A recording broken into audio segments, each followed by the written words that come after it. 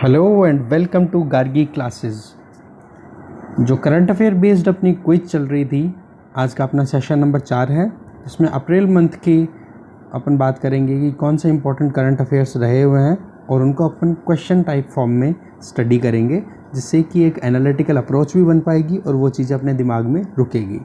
तो चलिए स्टार्ट करते हैं। फर्स्ट क्वेश्चन है प्रेसिडेंट की ऑर्डिनेंस मेकिंग जो पावर होती है उससे रिलेटेड। तो क्वेश्चन ये है, the president of India can promulgate ordinance under which circumstances. मतलब प्रेसिडेंट जो हैं वो ऑर्डिनेंस किन कंडीशंस के अंदर वो प्रोमलगेट कर सकते हैं। पहला ऑप्शन है when both houses of parliament are not in session, दोनों हाउसेज लोकसभा और राज्यसभा दोनों अगर सेशन में ना हो तब। Second, when either house of parliament is not in session, या तो लोकसभा हो या फिर राज्यसभा, दोनों में से कोई एक अगर सेशन में नहीं है तो प्रेसिडेंट ऑर्डिनेंस प्रोमलगेट कर सकते हैं। या फिर नंबर 3, व्हेन केवल लोकसभा सेशन में ना हो। या फिर option 4 that is option 1 and 2, दोनों सिचुएशन के अंदर प्रेसिडेंट प्रोमलगेट कर सकते हैं ऑर्डिनेंस। तो एक बार पॉज करके आप इसका आंसर सोच लीजिए। इसका आंसर है 4, कि जब दोनों हाउसेज या फिर दोनों में से कोई एक हाउस, पर्टिकुलर लोकसभा की बात नहीं होती, यहाँ पे ओनली वर्ड आ गया, ये गलत है। ठीक है, तो इस तरीके से या तो दोनों हाउसेज सेशन में ना हो या फिर कोई एक हाउस सेशन में ना हो, क्योंकि रिसेंटली 2-3 ऑर्डिनेंस प्रोमलगेट किए गए हैं जिनमें टैक्सेस के अंदर रिलीफ दी गई है, और साथ में अभी रिसेंट कल परसों एक आया था जिसमें ये बताया गया था कि जो भी हेल्थ वर्कर्स हैं जो कि कोविड-19 फ्रंट वॉरियर्स हैं कोविड-19 की फ़ाइट में, उनके ऊपर अगर कोई अटैक करता है, क्योंकि इंदौर में एक केस आया था जिसमें हेल्थ वर्कर्स एक कॉलोनी में जाते हैं, वहाँ पर उन पे पत्थर फेंके जाते हैं, तो इस वजह से उनकी प्रोटेक्शन के लिए जो हेल्थ वर्कर्स हैं, जो नर्सेज हैं, जो डॉक्टर्स हैं, ठीक है, जो पुलिस वाले हैं, तो उनकी प्रोटेक्शन के लिए भी एक ऑर्डिनेंस निकालना पड़ा, क्योंकि अभी फ़िलहाल कोई सा भी हाउस पार्लियामेंट का सेशन में नहीं है। तो कुल मिला के बात ये हो गई, दोनों में से कोई भी हाउस सेशन में ना हो, चाहे लोकसभा हो चाहे राज्यसभा, दोनों में से एक भी ना हो तो, या फिर दोनों ही ना हो तो उस केस के अंदर ऑर्डिनेंस प्रोमलगेट किया जाता है प्रेसिडेंट के द्वारा। अब अपन थोड़ा सा डिटेल इसकी ले लेते हैं। ऑर्डिनेंस मेकिंग पावर जो होती है प्रेसिडेंट की, वो आर्टिकल 123 में आती है, जो इंडियन कॉन्स्टिट्यूशन के आर्टिकल 123 में गिवन है। और यही पावर अगर प्रेसिडेंट के अलावा अगर अपन बात करें गवर्नर की, जो कि स्टेट्स में होते हैं, तो वो कौन से आर्टिकल के अंडर में आती है, सोचिए आप। बिल्कुल, आर्टिकल 213, आर्टिकल 213 के अंडर में आती है गवर्नर की ऑर्डिनेंस मेकिंग पावर। ठीक है, अब इसमें बात करें तो ये किस केस में होता है, ये जब इसका मेन जो रीज़न होता है, वो फंडामेंटल रीज़न क्या होता है कि ऐसी सिचुएशन से डील करना जिसमें कोई इमरजेंसी वाली केस आ रही हो, और जो कि बहुत ही ज़्यादा अर्जेंट या ग्रेव सिचुएशन हो, जिसमें अपने को बहुत ही ज़्यादा नीड है कि अपने को कोई ना कोई कानून की नीड है ही। ठीक है, तो उस केस में ये ऑर्डिनेंस डिक्लेयर किए जाते हैं, प्रोमलगेट किए जाते हैं प्रेसिडेंट के द्वारा। ठीक है, अब बेसिकली देखा जाता है तो ऑर्डिनेंस अगर बना दिया प्रेसिडेंट ने, तो बनाने के लिए क्या क्या लिमिटेशंस हैं। ये तो है नहीं कि पूरा का पूरा एकदम फ्री फ्लो है, क्योंकि ऑर्डिनेंस की जो स्ट्रेंथ होती है वो एक पार्लियामेंट से बने हुए लॉ के इक्वलेंट होती है। तो उसके लिए क्या हो गया, एग्जीक्यूटिव्स के हाथ में अगर कोई पावर आपने दी है, तो उस पावर के ऊपर कोई ना कोई लिमिटेशंस भी आपको लगानी होंगी। तो वो लिमिटेशंस क्या है, उनकी बात अपन कर लेते हैं। President can only promulgate, president केवल तभी ऑर्डिनेंस प्रोमलगेट कर सकता है जब दोनों हाउसेज में से कोई एक हाउस पार्लियामेंट का सेशन ना चल रहा हो, चाहे वो लोकसभा हो चाहे राज्यसभा, या फिर दोनों का ही ना चल रहा हो। पर्टिकुलर लोकसभा की बात यहाँ पर नहीं होती। ठीक है, फिर बात करते हैं दूसरा लिमिटेशन, कि प्रेसिडेंट ऑर्डिनेंस प्रोमलगेट नहीं कर सकता जब तक कि वो खुद सेटिस्फाई ना हो जाए कि वाकई में जो सर्कमस्टांसेज हैं उनमें वाकई में रिक्वायर्ड इमीडिएट एक्शन की अपने को, मतलब इमीडिएट एक्शन लेने की अपने को ज़रूरत है। ठीक है, तो उस केस में ही आप ऑर्डिनेंस प्रोमलगेट कर सकते हो। और क्या बात है, थर्ड लिमिटेशन, ये ऑर्डिनेंस जो होते हैं ये मैक्सिमम इनकी जो लाइफ होती है वो कितनी होती है कि इनका जो अप्रूवल है वो पार्लियामेंट के द्वारा विद इन 6 वीक हो जाना चाहिए। 6 महीनों के अंदर अंदर इनका, 6 हफ्तों के अंदर इनका एक तरीके से पार्लियामेंट द्वारा पारित हो जाने चाहिए, पास हो जाने चाहिए। ठीक है, दोनों हाउसेस से। या फिर अगर नहीं होता है तो ये 6 वीक के अंदर अंदर जब पार्लियामेंट वापस से बैठती है तो उसके केस में क्या हो जाता है, ऑर्डिनेंस वहाँ पे सीज हो जाता है, काम नहीं करता। इसका मैं सिंपल तरीके से समझाऊँ कि 2 सेशन के बीच में, पार्लियामेंट के 2 सेशन के बीच में कितना टाइम की रिक्वायरमेंट मैक्सिमम हो सकती है, 6 मंथ्स। ठीक है, अब 6 महीने मैक्सिमम मान लो आपका अप्रैल लास्ट में पार्लियामेंट का सेशन कंप्लीट हो रहा है, तो अप्रैल के बाद में 6 मंथ्स आप काउंट कर लो। अगले 6 मंथ्स के अंदर अंदर पार्लियामेंट का सेशन करवाना ज़रूरी है। पहली बात, अगर पार्लियामेंट का सेशन अगर 6 महीने पे भी होता है तो 6 मंथ्स तो वो, प्लस में जैसे ही पार्लियामेंट का सेशन शुरू हुआ तो आपको ये ऑर्डिनेंस वाला जो पोर्शन है वो आपको पास करवाना पड़ेगा with in 6 weeks of reassembling. मतलब दोबारा से जब पार्लियामेंट मिल रही है 6 महीने या 6 महीने के एंड तक, तो उसके बाद में 6 वीक्स के अंदर अंदर आपको इसको पारित करवाना पड़ेगा, पास करवाना पड़ेगा ऑर्डिनेंस को। तो इस तरीके से अपन देख सकते हैं किसी भी एक ऑर्डिनेंस की मैक्सिमम लाइफ कितनी होगी, 6 मंथ्स प्लस 6 वीक्स। ठीक है, तो आई होप ये कॉन्सेप्ट आपको समझ में आया होगा। और ये अभी न्यूज़ में क्या था, क्योंकि बहुत से 2-3 ऑर्डिनेंस सेंट्रल गवर्नमेंट ने और बहुत सारे ऑर्डिनेंस स्टेट गवर्नमेंट्स ने भी अभी प्रोमलगेट किए हैं। स्टेट गवर्नमेंट का जो ऑर्डिनेंस मेकिंग पावर होता है वो 213 आर्टिकल नंबर, और सेंट्रल गवर्नमेंट की बात करें तो आर्टिकल 123। नेक्स्ट क्वेश्चन है, श्यामाल गोपीनाथ पैनल ये किससे रिलेटेड है? क्या ये बैंकिंग रिफॉर्म से रिलेटेड है, या फॉरेन पॉलिसी से रिलेटेड है, या फिर स्मॉल सेविंग स्कीम से रिलेटेड है, या फिर माइक्रो फाइनेंस इंस्टीट्यूशन से रिलेटेड है? ठीक है, आप एक बार सोचिए, जवाब दीजिए इसका। तो आपने आंसर सोच लिया होगा। इसका आंसर है स्मॉल सेविंग्स स्कीम्स। अभी स्मॉल सेविंग्स स्कीम्स क्यों न्यूज़ में थी उसके बारे में अपन बात कर लेते हैं।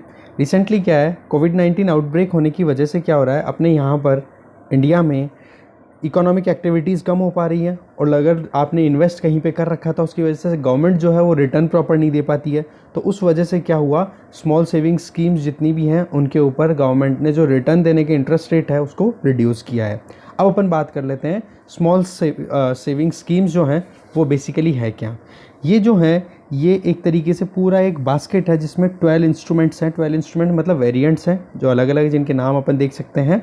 नेशनल सेविंग सर्टिफिकेट है, पब्लिक प्रोविडेंट फंड है, किसान विकास पत्र हो गया, सुकन्या समृद्धि योजना हो गई, जिनके अंदर स्मॉल सेगमेंट में अपन पैसा इन्वेस्ट करते हैं, फिर गवर्नमेंट क्या करती है उस पैसे का अपने हिसाब से यूज़ करके फिर खुद मुनाफा कमाती है, और साथ में जितने भी इन्वेस्टर्स हैं उनको क्या करती है, रिटर्न करती है। ठीक है, इसके अंदर सेविंग डिपॉजिट्स भी आ जाते हैं, मंथली इनकम डिपॉजिट्स भी आते हैं, जो अपन मंथली थोड़ा थोड़ा डिपॉजिट करते हैं वो भी आते हैं, जो गवर्नमेंट ने इस स्मॉल सेविंग स्कीम के अंडर में ये चीज़ कंसिडर कर रखी है। इसमें क्या है, ये जो रेट्स हैं इसकी अनाउंसमेंट क्वार्टरली होती है। क्वार्टरली का मतलब हर 3 महीने के अंदर इसकी रेट्स का अनाउंसमेंट होता है गवर्नमेंट के द्वारा। और यहाँ पर देखो आप कि श्यामला गोपीनाथ पैनल ये कॉन्स्टिट्यूट किया गया था कि स्मॉल सेविंग स्कीम जो हैं आप उनको मार्केट में जो इंटरेस्ट रेट का जो सिस्टम चल रहा है उससे लिंक करो, जिससे कि जो लेटेस्ट इन्फ्लेशन है उसके हिसाब से आप रिटर्न दे सको जो इन्वेस्टर्स हैं।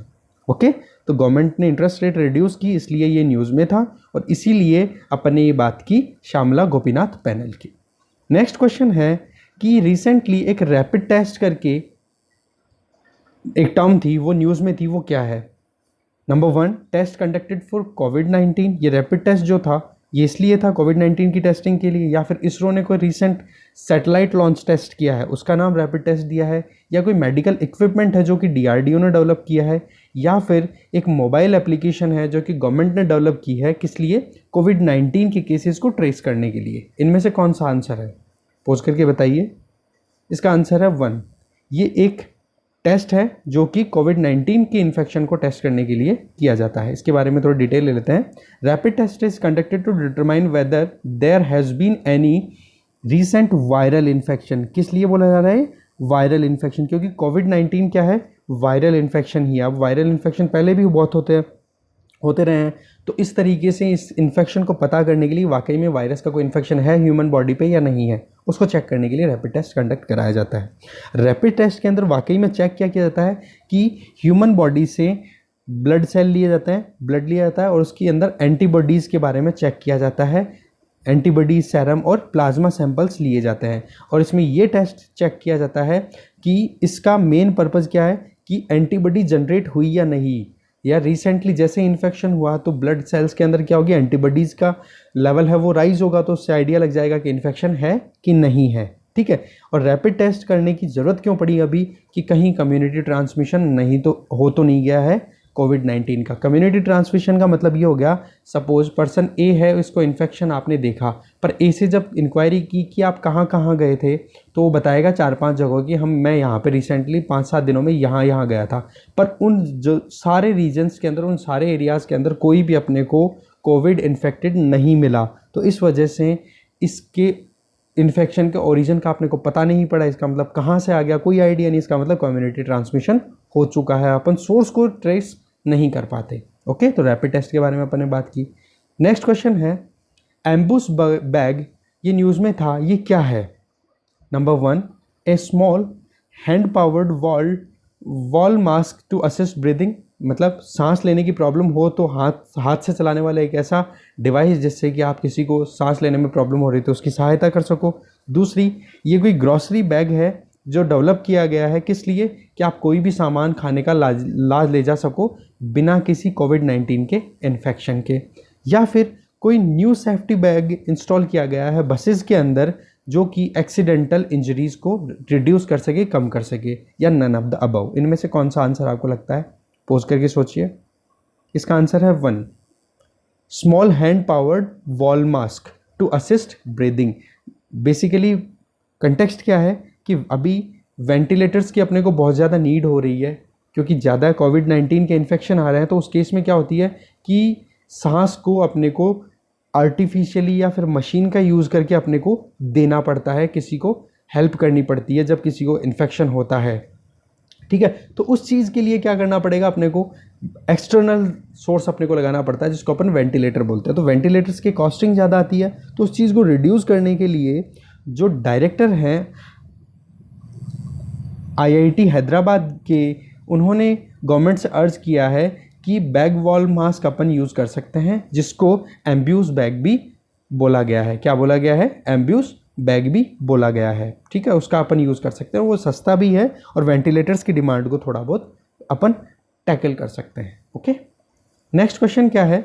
नेक्स्ट क्वेश्चन है कि price monitoring and resource units, ये अभी इस्टेब्लिश करने की बात चल रही है, न्यूज़ में था ये term, price monitoring and resource units, ये इस्टेब्लिश की जाती है। कौन इस्टेब्लिश करता है या किसके अंडर में ये काम करती है? क्या ये इस्टेब्लिश की जा रही है? नेशनल फार्मास्यूटिकल प्राइसिंग अथॉरिटी, जिसको NPPA, जो कि ministry of chemical and fertiliser के अंडर में आती है, या ये ministry of agriculture and farmer welfare के द्वारा इस्टेब्लिश की गई है, या ये ह्यूमन रिसोर्स डेवलपमेंट के द्वारा इस्टेब्लिश की गई है, या फिर रेस्पेक्टिव अर्बन लोकल बॉडीज़ के द्वारा ये इस्टेब्लिश की जाती है? इन चारों में से कौन सा ऑप्शन है, आप पोस्ट करके बताइए। इसका आंसर है 1, national pharmaceutical pricing authority NPPA, ministry of chemical and fertilisers, इसको इस्टेब्लिश करती हैं price monitoring and resource units. ठीक है, अब इसका मेन जो काम है वो अपन देख लेते हैं। ये एक तरीके की रजिस्टर्ड सोसाइटीज़ होती हैं। कौन सी? Price monitoring and resource unit जो है रजिस्टर्ड सोसाइटी होती हैं, जो कि स्टेट ड्रग कंट्रोलर उस पर्टिकुलर स्टेट के अंडर में काम करती है। ठीक है, अब कोविड-19 का जो इफ़ेक्ट आ रहा है, तो उसकी वजह से क्या हो रहा है, लोग अपनी नॉर्मल ट्रीटमेंट के लिए भी क्या कर रहे हैं कि कहीं ना कहीं थ्रेटन हो रहे हैं कि कहीं हमें कोविड-19 इन्फेक्शन तो नहीं हो गया। तो एक तो ये हो गया कि वो हॉस्पिटल में अप्रोच करें, एक दूसरा घर पे वो ट्रीटमेंट करने की कोशिश कर रहे हैं। तो इस केस में क्या हो रहा है, मेडिकल इक्विपमेंट या मेडिकल जो भी एक तरीके से इक्विपमेंट या फिर इनपुट्स की रिक्वायरमेंट होती है, उसकी डिमांड ज़्यादा बढ़ रही है, तो प्राइसेस ज़्यादा बढ़ने के चांसेस रहते हैं। इसलिए ये यूनिट्स स्टैब्लिश की जाती है रेगुलेट करने के लिए मेडिकल जो भी ड्रग्स हो गई, इक्विपमेंट है, उनकी प्राइसेस को। ये स्टैब्लिश और फंड किसके द्वारा की जाती है? NPPA, जो ऑलरेडी अपन डिस्कस कर चुके हैं। ठीक है, और NPPA जो है वो कौन से डिपार्टमेंट के अंडर में आता है? वो ये आता है अपना ministry of chemical and fertilisers के अंडर में आता है। और ये काम कैसे करती हैं? Price monitoring and resource units ये काम कर रही हैं NPPA और स्टेट ड्रग कंट्रोलर की हेल्प से। ठीक है, और अभी अगर अपन बात करें तो इनकी जो स्टैब्लिशमेंट है वो ये न्यूज़ में आई है, क्योंकि जम्मू एंड कश्मीर जो UT बन चुका है, वो 12th ऐसा स्टेट या UT है जहाँ पर ये स्टैब्लिश की जा चुकी है। ठीक है, और स्टैब्लिश करने वाली यूनिट अपन ने ऑलरेडी डिस्कस कर लिया। नेक्स्ट क्वेश्चन है, अभी एक टर्म बहुत न्यूज़ में रही है, ways and means advances. Ways and means advances, ये टर्म किस चीज़ से एसोसिएटेड है? क्या ये रिटेल बैंक्स हैं? क्या ये इससे रिलेटेड है कि रिटेल बैंक जो होते हैं वो लो इंटरेस्ट के ऊपर लोन अवेल करा रहे हैं, या फिर सेंट्रल गवर्नमेंट ने सैलरी एडवांस पेमेंट की है अपने एम्प्लॉयज़ को, या फिर ये इससे रिलेटेड है कि आरबीआई ने लोन दिया है नाबार्ड को, मतलब दिया है या फिर देता है, या फिर शॉर्ट टर्म लोन आरबीआई देता है गवर्नमेंट को? इनमें से कौन सा ऑप्शन आपके हिसाब से सही है, सोच के बताइए। बिल्कुल, इसका आंसर है 4।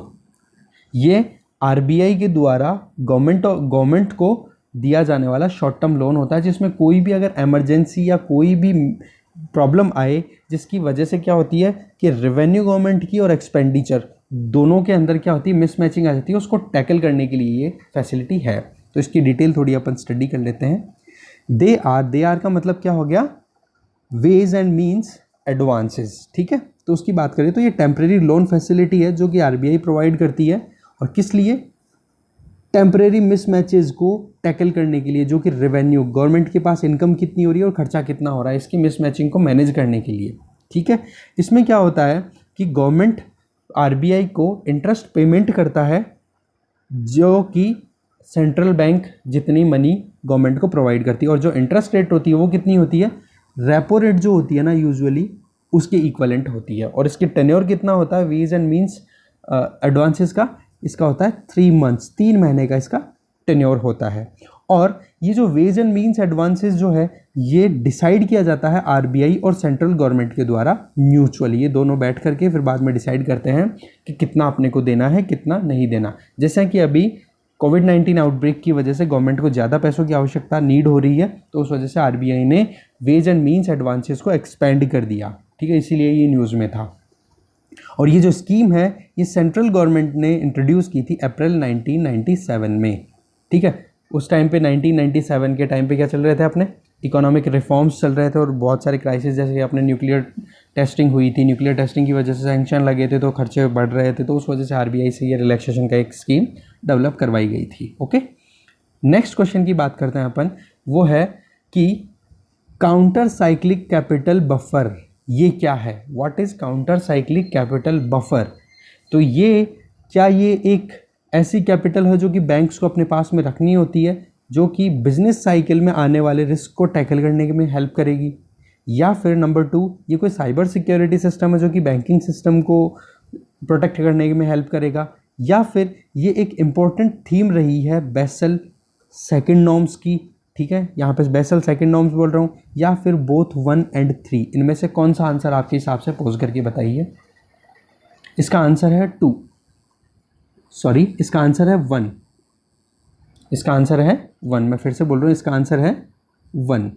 Okay, counter cyclical capital buffer, तो ये क्या है? Capital kept by banks to meet business cycle related risks. Okay, इसके बारे में अपन देख लेते हैं। ये एक तरीके का अपन ने डेफिनेशन देख ली, बिजनेस साइकिल रिलेटेड रिस्क को टैकल करने के लिए बैंक्स अपने पास में कैपिटल बफर रखें, जिससे कि बैंक की जो बेसिक स्ट्रक्चर है, सिस्टम है, वो कोलैप्स ना हो। इसका मेन काम क्या है? बैंकिंग सेक्टर को प्रोटेक्ट करना है। और जो बैंकिंग सेक्टर को प्रोटेक्ट किस केस में? इकोनॉमिक कंडीशन, जैसे कि रिसेशन, जो अभी कंडीशन अभी बनी हुई है वो एक तरीके की रिसेशन की है, क्योंकि इकोनॉमिक एक्टिविटीज़ बिल्कुल कोलैप्स कर गई। और ये थीम रही है इम्पोर्टेंट बेसल नॉर्म्स 3, बेसल 3 का है, ना कि बेसल 2। क्वेश्चन में क्या था? बेसल 2, कई बार ऐसे भी क्वेश्चन घुमा दिया जाता है। चलिए नेक्स्ट क्वेश्चन की बात करते हैं। नेक्स्ट क्वेश्चन ये है कि सनराइज मिशन अभी न्यूज़ में रहा है, बहुत फेमस रहा है, ये अभी न्यूज़ में आया, कोविड-19 के पैरेलल ही देखा जाए तो क्या है ये? क्या ये नासा का मिशन है जो कि कोविड-19 के अगेंस्ट में फाइट है, या फिर नासा का ही मिशन है जिसमें सन की स्टडी करनी है, या फिर ये यूरोपियन स्पेस एजेंसी का है जिसमें सन की स्टडी करनी है, या फिर इंडियन आर्म्ड फोर्सेस ने इंडियंस को इवैक्यूएट किया है अफ़गानिस्तान से? इनमें से ये सनराइज मिशन किससे रिलेटेड है? पॉज करके बताइए आप। इसका आंसर है 2। नासा का ये एक मिशन है जिसमें सोलर एक्टिविटीज़ को स्टडी करने का ये काम करेगा मिशन। तो बेसिकली न्यूज़ में क्या रहा कि NASA has selected a new mission to study how the sun generates and release this giant space weather storm, कि जो स्पेस में जाइंट स्पेस वेदर स्टॉर्म्स बनाते हैं, मैग्नेटिक स्टॉर्म, और वहाँ से पार्टिकल्स निकलते हैं सन सरफेस से, वो किस तरीके से बनते हैं, उस चीज़ को स्टडी करने के लिए ऑपरेशन सनराइज नासा ने स्टार्ट किया है। तो इस तरीके से आज का अपना सेशन यहीं कंप्लीट होता है। तो चैनल को आप सब्सक्राइब करो। अगर आपकी कोई क्वेरी हो तो प्लीज़ आप हमें ईमेल कर सकते हो, 48 आवर्स के अंदर आपको मेल का आंसर मिलेगा। और एक चीज़ मैं बता दूं, हमारे प्लेटफॉर्म पे जो क्वेश्चंस आएंगे उन क्वेश्चंस के आंसर देने के लिए एक डाउट क्लियरेंस का सेशन भी अलग से कंडक्ट कराया जाएगा, जिसमें एक एक क्वेश्चन को आराम से पूरा डिटेलली आपको आंसर दिए जाएंगे। ठीक है, थैंक यू वेरी मच, और प्रमोट करो चैनल को। Thank you.